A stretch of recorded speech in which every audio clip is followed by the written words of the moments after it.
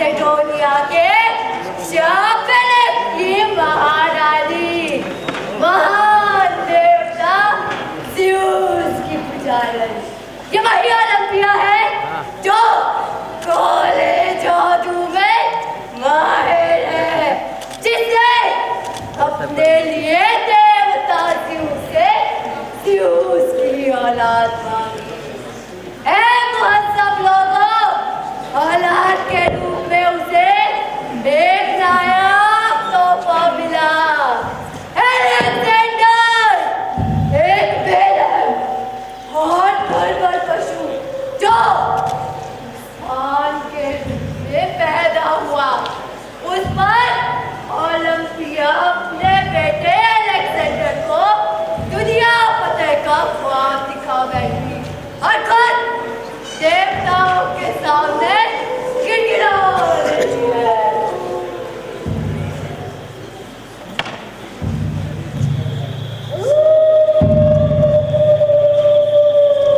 देवता ज़्यूस, मेरी मदद करो।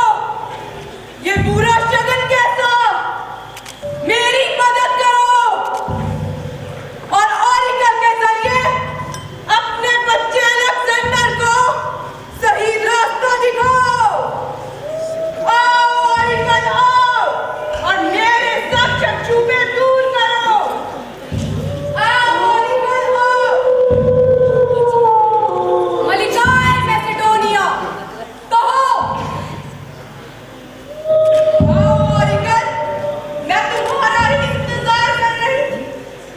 मैं बस इतना चाहती हूँ कि मेरा अलेक्जेंडर पूरी कायनात का शहंशाह हो, क्योंकि मैंने वो औलाद पैदा नहीं की जिसके हाथ माफी मांगने के लिए उठे।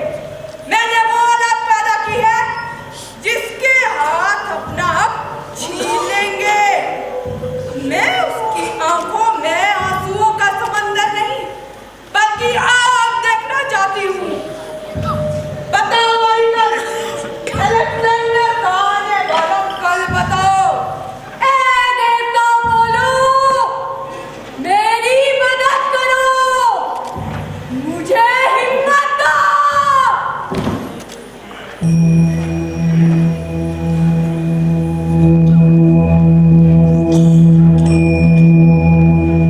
इन हवाओं की सरसराहट से मुझे जो देवताओं का पैगाम मिलता है, उसके मुताबिक अलेक्जेंडर पूरी दुनिया फतेह करेगा।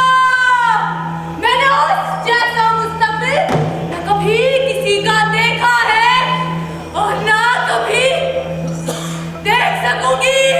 वो सचमुच सिकंदर है, सिकंदर।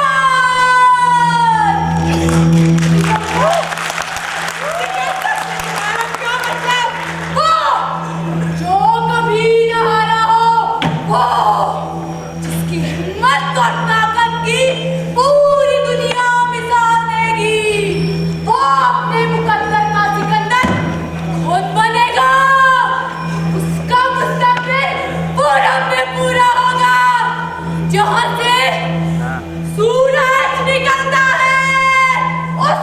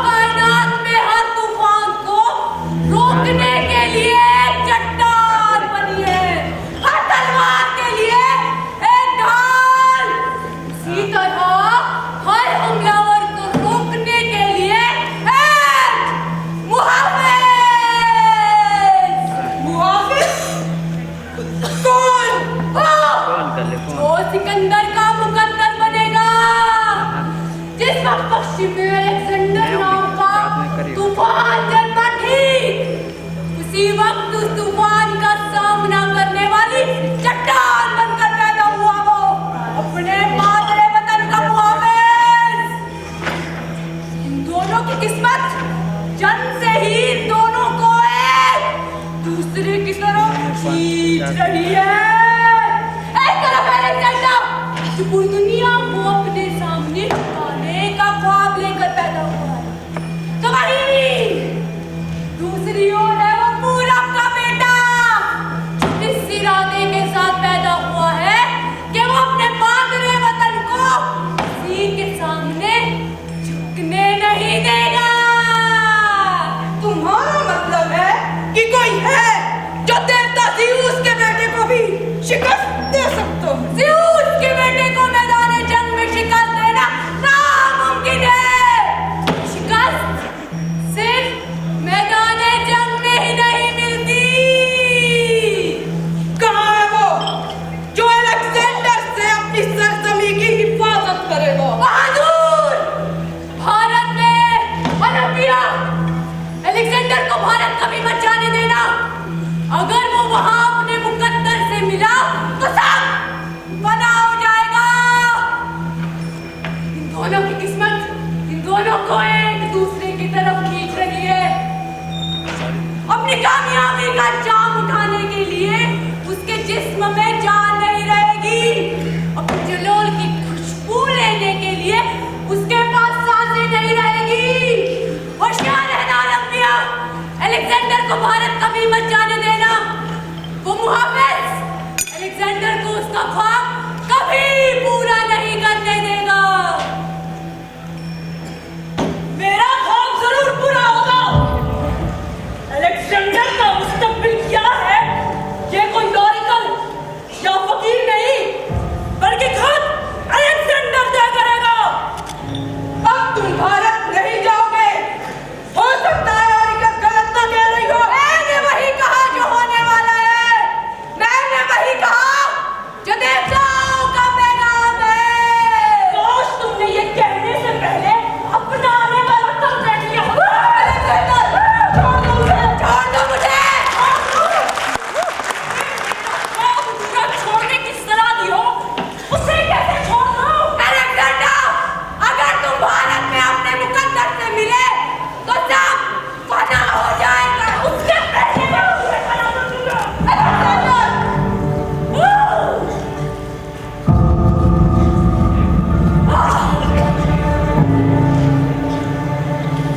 ये तुमने क्या किया? अब तुम भारत कभी नहीं जाओगे। मैं जरूर जाऊंगा। रशियन पूरे फारस को आग के हवाले कर दो। तबाही बनवा दो चारों ओर। कोई भी जिंदा नहीं रहना चाहिए। हम फारस की जंग जीत चुका है शहंशाह। बेकसूर अवाम का इतना बड़ा कत्लेआम किस लिए? खौफ। अलेक्जेंडर के नाम का खौफ। नाम जिस पर या तो हंसा जा सकता है या फिर ऐसा नाम जिससे खौफ भी खौफ खाए। जिंदगी भले ही छोटी हो मगर नाम बड़ा होना चाहिए। क्योंकि इंसान तो मर जाता है, अगर कुछ जिंदा रहता है तो वो है उसका नाम। मेरे नाम से दुनिया खौफ खाएगी और दुश्मनों के कलेजे कांप उठेंगे। क्योंकि खौफ दुनिया की सबसे बड़ी मजबूरी है, मगर वही खौफ अलेक्जेंडर का सबसे बड़ा हथियार है। वेस्टर्न अब जब यूनान और फारस के कत्लेआम के किस्से पूरी दुनिया में जाएंगे तो लोग अपने खुदा को छोड़कर मेरे सामने सजदा करेंगे। और कभी कभी दुनिया का खुदा बनने के लिए शैतान बनना पड़ता है।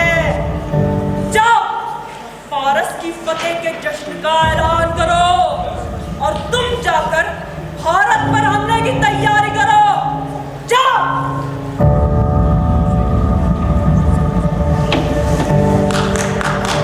इधर अलेक्जेंडर, दुनिया की सबसे ताकतवर सल्तनत भारत को जीतकर जश्न में डूबा था। तो उधर उसका मुस्तकबिल उसकी तरफ तेजी से बढ़ रहा था।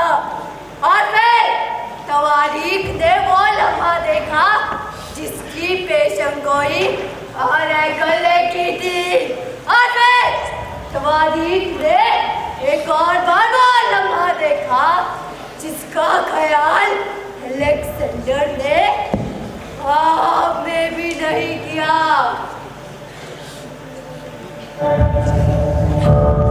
मैसेडोनिया के बहादुर जाबाजों, हम सभी आवाज जानते हैं, ये हमारी आज तक की सबसे बड़ी फतेह है।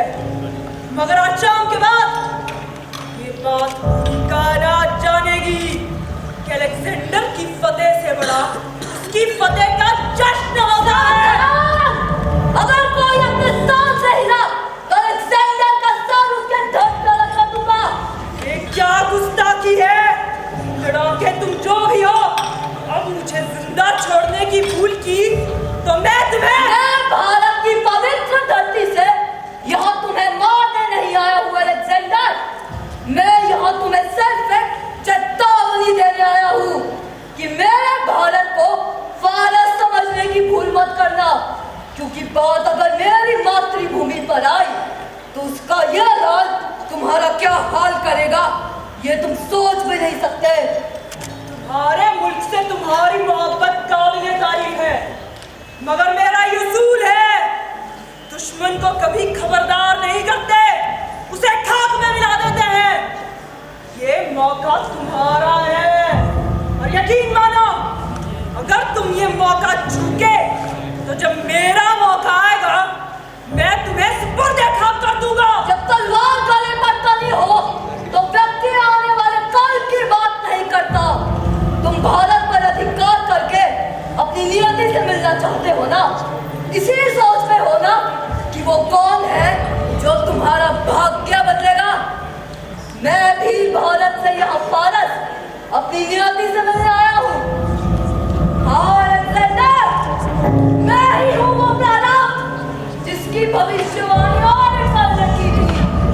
मैं ही हूँ वो रक्षक जिसको मिलने के लिए तुम उतावले थे। मैं ही हूँ तुम्हारी नियति। मैं पुरुषोत्तम। पुरुषोत्तम? हाँ पुरुषोत्तम। और आज मैं यहाँ आया हूँ उस व्यक्ति की आंखों में आंखें डालकर उसे यह चेतावनी देने जिसकी आंखों ने मेरी माँ के आंचल पर पांव रखने का स्वप्न देखा है। औरों के खून से अपना भाग्य लिखने वाले अलेक्जेंडर, मेरी एक बात ध्यान से सुनना। अगर मेरी मातृभूमि पर कदम रखने का साहस भी किया तो मैं तुम्हारा भाग्य कर दूंगा। और मेरा भाग्य तो तुम तब बदलोगे जब यहाँ से जिंदा वापस जा पाओगे। देखना ये है क्या कारनामा करते हो तुम, कैसे बच के जाओगे यहाँ से वापस। हम भारतीय आत्मसमर्पण नहीं करते, यदि मार्ग न हो तो स्वयं बना लेते हैं। तो मैं देखना चाहूंगा कैसे बनाते हो तुम अपना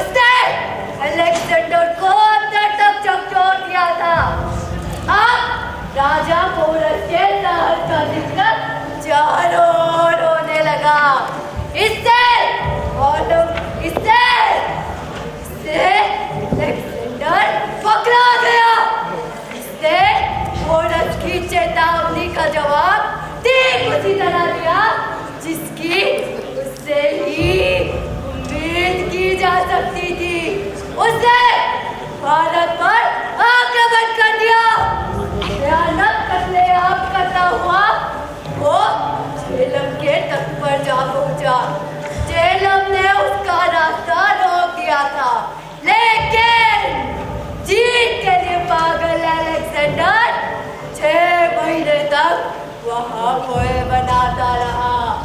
इसी बीच भारत के महान आचार्य चाणक्य ने कूटनीति से दोनों की एक और मुलाकात करवा ली, जिससे ये दोनों अनजान थे। स्वागत है यवन सम्राट अलेक्जेंडर, महाराज पुरुषोत्तम के राज्य में आपका स्वागत है। अलेक्जेंडर, तुम पुरुषोत्तम, आचार्य चाणक्य, मुझे लगा था तुम मेरे उस्ताद अरस्तु जैसा नहीं हो, मगर तुमने दिया धोखा। धोखे की बात उस व्यक्ति या मुझसे अच्छी नहीं लगती जो स्वयं अपने पिता का खून बहाकर सिंहासन पर बैठा हो। मैंने अपने वालिद का लहू बहाया या नहीं, ये बात तुम्हारी तय करेगी, मगर आज तुम्हारे शाह की रियासत पर खून का रंग जरूर मिलेगा। अलेक्जेंडर, यरदार हो। अगर तलवारें मैदान से बाहर निकली तो आप सभी के प्राण शरीर से बाहर होंगे। आप चारों ओर से घिर चुके हैं सम्राट। महाराज पुरुषोत्तम शत्रु समक्ष खड़ा है, कर दीजिए उस्ताद और कीजिए अपना वचन पूर्ण। देख क्या रहे हैं महाराज, उठाइए तलवार और कीजिए उस्ताद जो भारत की संस्कृति का अच्छा हो।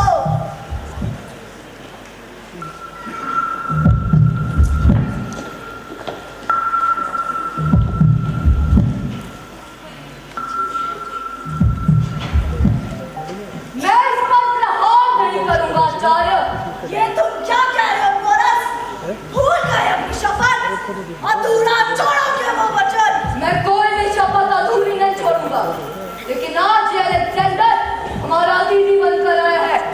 हम पर आक्रमण करने नहीं, शरणागत पर हम घात नहीं होने देते और अतिथि पर हम आघात नहीं करते। साम दाम दंड भेद, किसी भी नीति से शत्रु मानते ही राजनीति है गुरु। और राष्ट्र के गौरव की रक्षा करना राजधर्म है आचार्य।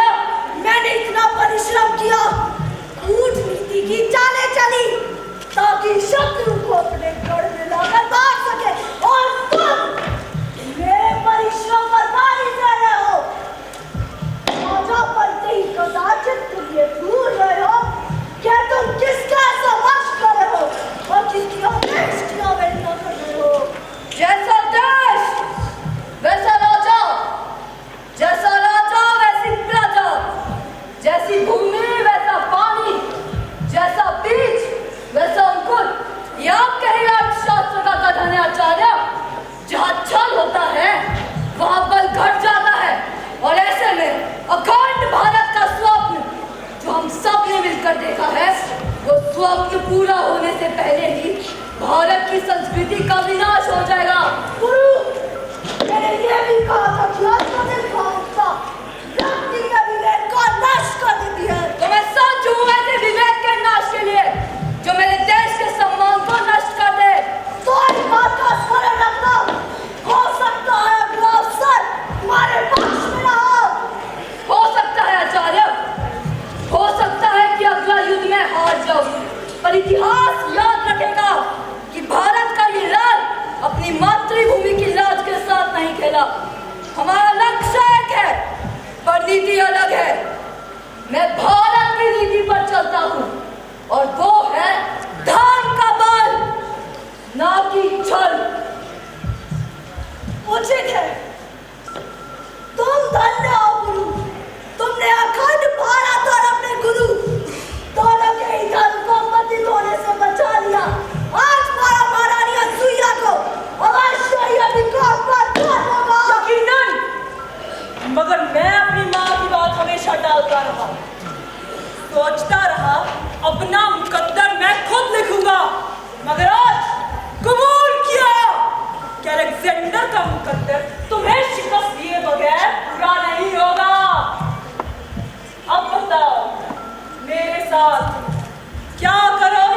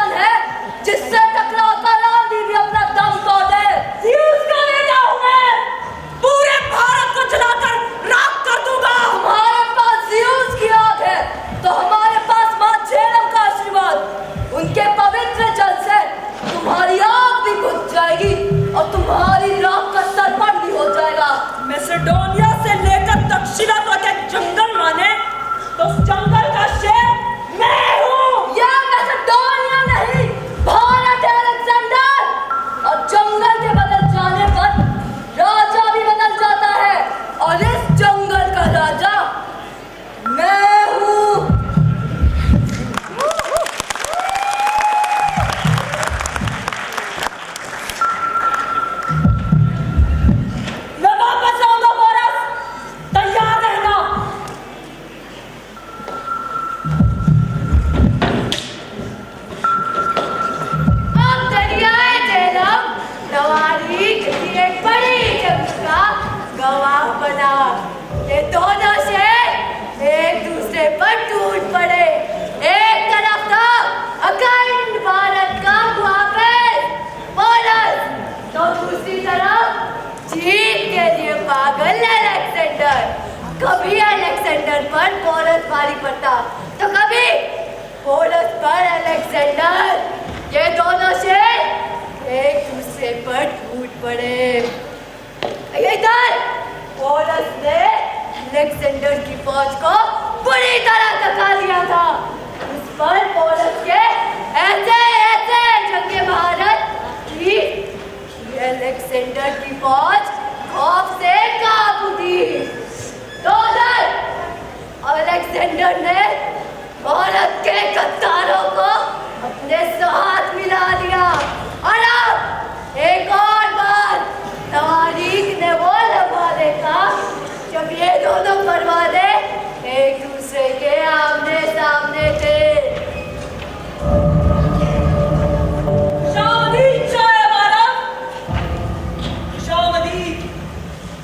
मैंने कहा था ना मैं वापस आऊंगा, तैयार रहना।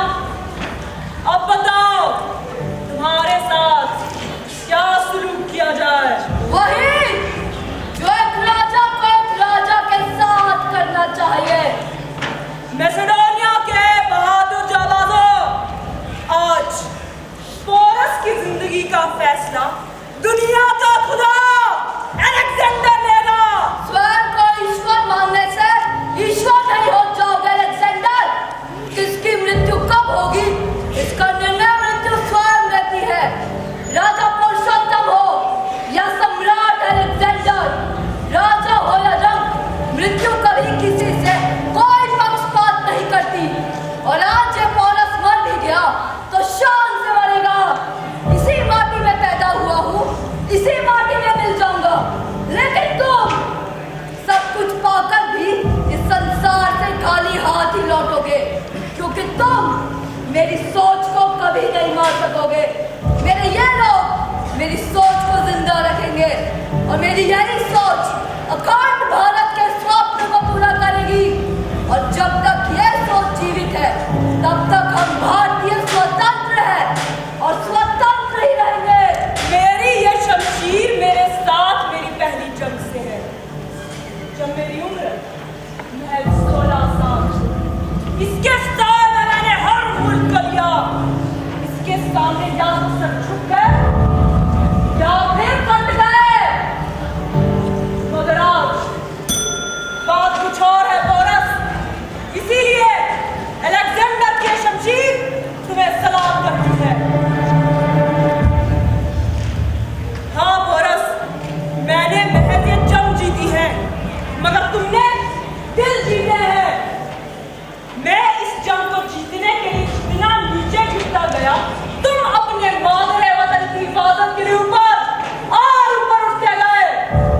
इसलिए आज सबकी मौजूदगी में मैं ये ऐलान करता हूँ कि मैंने तुम जैसा जाबाज अपनी पूरी जिंदगी में नहीं देखा। मैंने महानता छीनने की कोशिश की, मगर तुमने उसे अपने हौसलों से पाया है। इसलिए जब जब दुनिया में अलेक्जेंडर का नाम लिया जाएगा, तब तक पोरस का नाम इज्जत से लिया जाएगा। मैसेडोनिया के बहादुर जाबाजों, अब वो वक्त आ गया है जब हमें अपने मुल्क मैसेडोनिया वापस चलना चाहिए। दूसरों की सरजमी बहुत निस्तेनाबूद की हमने, अब अपनी सरजमी सजाएंगे। नफरतें बहुत की हमने, अब अपने मादरे वतन में मोहब्बत से जिंदगी गुजारेंगे।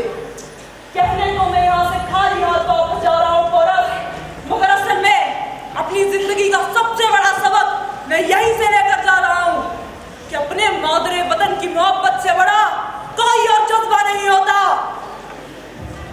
हाँ पोरस, मैं जा रहा हूँ और साथ ले जा रहा हूँ तुम जैसे इंसान की दोस्ती की दौलत। महाराज पुरुषोत्तम की, महाराज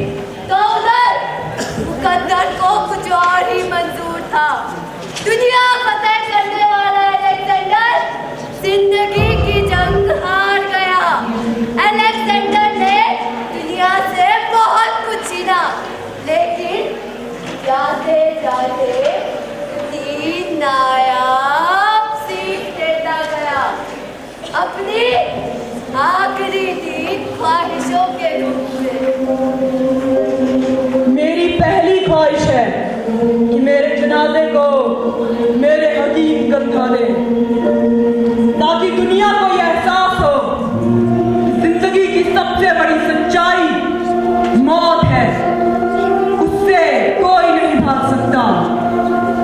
मेरी दूसरी ख्वाहिश है कि उस रास्ते पर मेरी सारी दौलत बिछा दी जाए जिस रास्ते से मेरा जनाजा जाएगा, क्योंकि उस बेशकीमती दौलत से मैं अपनी जिंदगी का एक लम्हा भी नहीं खरीद सका और ना ही मौत के आगे का रास्ता आसान बना सका। मेरी तीसरी और आखिरी ख्वाहिश है कि जब मेरा जनाजा उठे तो मेरे हाथों की हथेलियां खुली और मेरे जनाजे के बाहर रखी जाएं, ताकि दुनिया को यह एहसास हो कि जिस अलेक्जेंडर ने पूरी दुनिया अपनी मुट्ठी में की, जाते वक्त उसकी मुट्ठी खाली थी। पूरी दुनिया की जमीन जीतने के बाद भी दफन होने के लिए सिर्फ 6 हाथ जमीन ही नसीब हुई।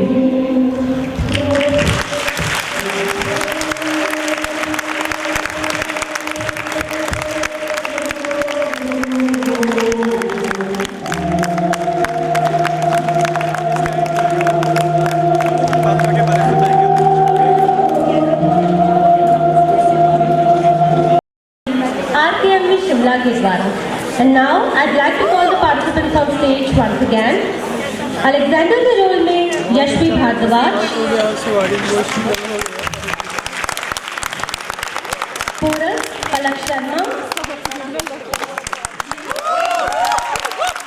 Chanakya rouble,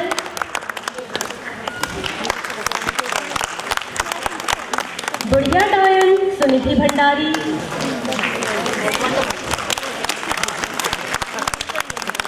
Olympia Priyal,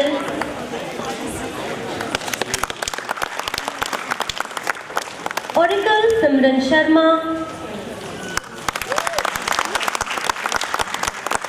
Hephaestion Palak Sharma, सिपाही 1 राखी और सिपाही 2 Shweta. Is everybody here? Thank you. You all can go. अब आरती अम्मी सुंदर से मेरी रिक्वेस्ट